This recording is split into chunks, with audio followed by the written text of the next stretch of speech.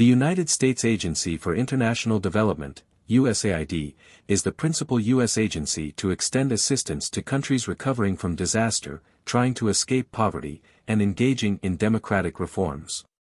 It is an independent agency of the United States government responsible for administering civilian foreign aid and development assistance.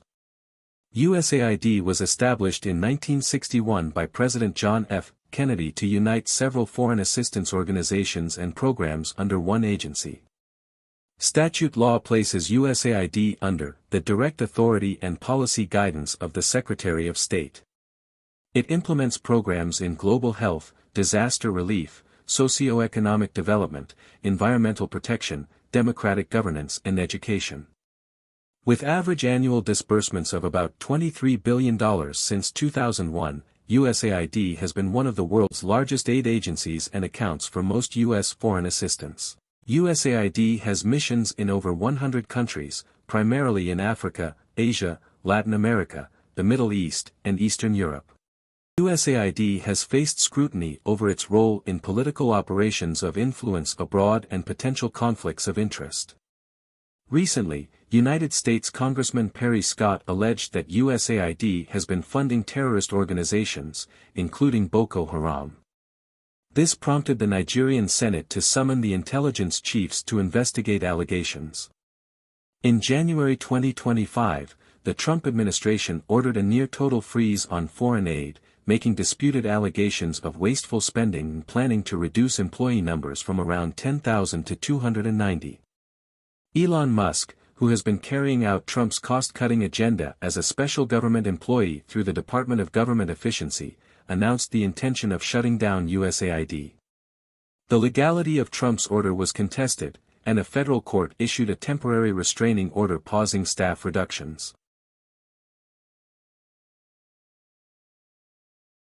When the U.S. government created USAID in November 1961, it built on a legacy of previous development assistance agencies and their people, budgets, and operating procedures.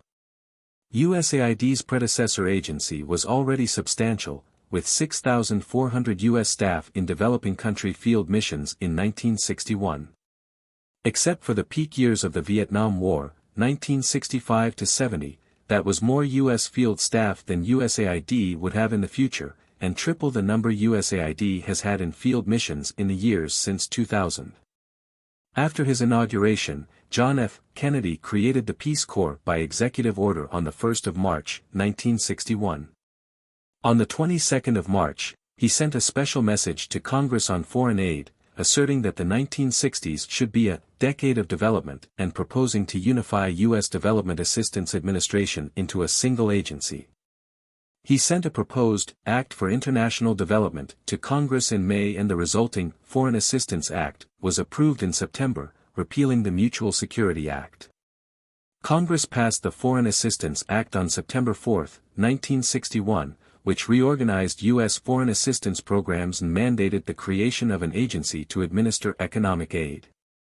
The goal of this agency was to counter Soviet Union influence during the Cold War and to advance U.S. soft power through socio-economic development.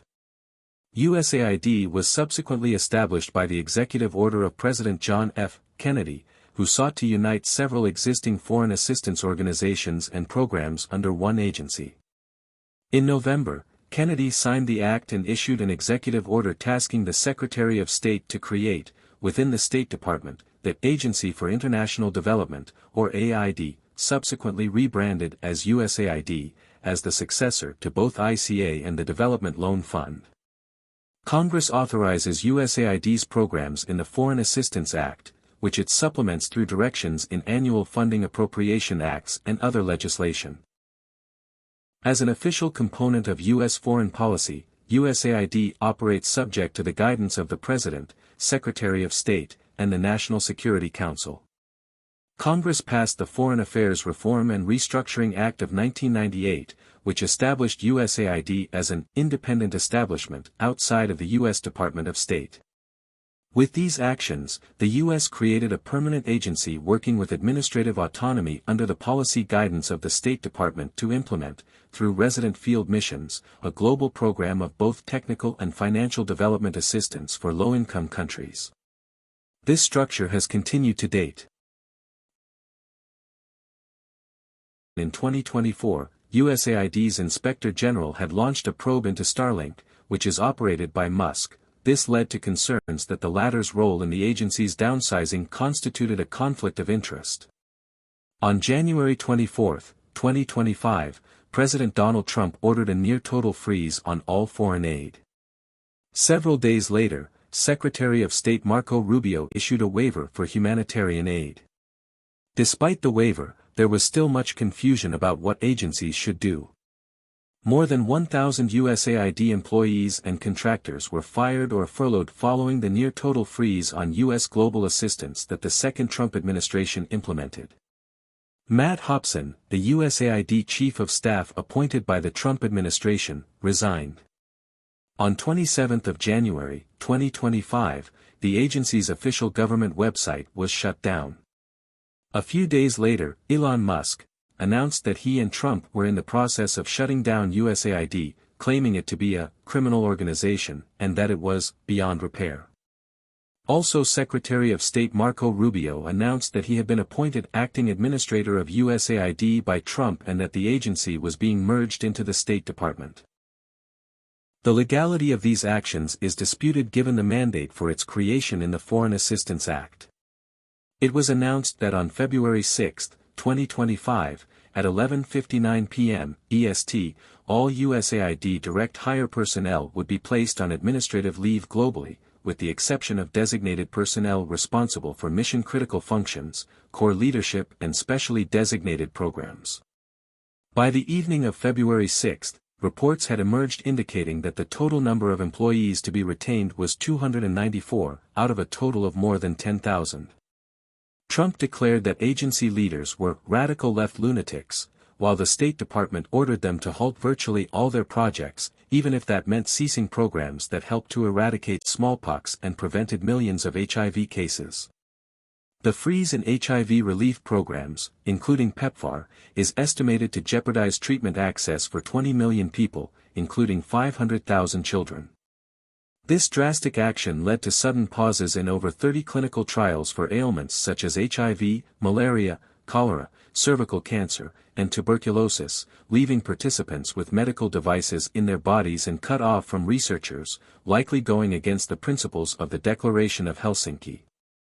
It also led to a pause in other efforts such as wartime help in Ukraine, hospital assistance in Syria, education programs in Mali, and conservation efforts in the Amazon.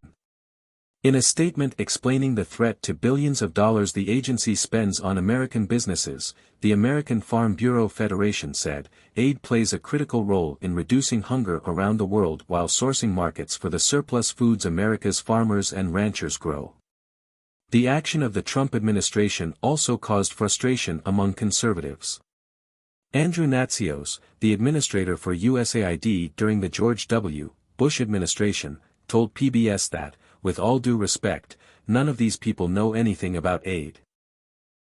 What does Musk know about international development? Absolutely nothing. He has a bunch of young kids in their 20s. They don't know.